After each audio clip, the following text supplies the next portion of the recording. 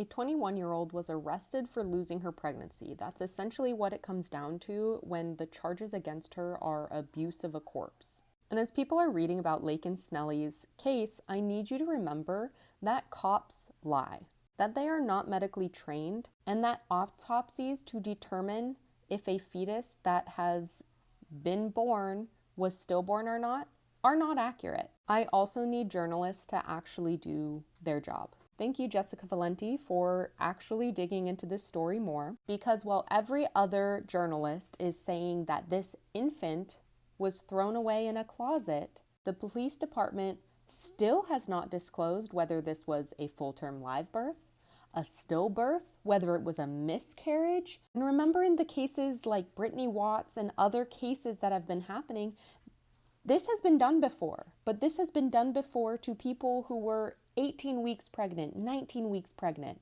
and were going through a miscarriage. The county coroner, Gary Ginn, said that we've determined all of that.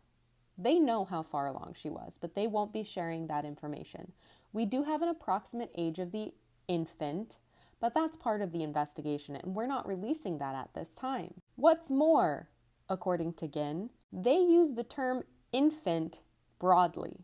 Quote, when we're talking about infants, that could be from 0 to 1 years old, or 1 year old to a small child. A lot of times we'll use the broad term of infant.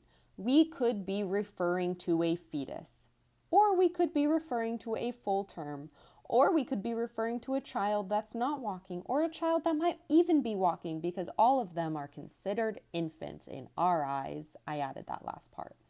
When we're using broad terms, that's typically the language that I use.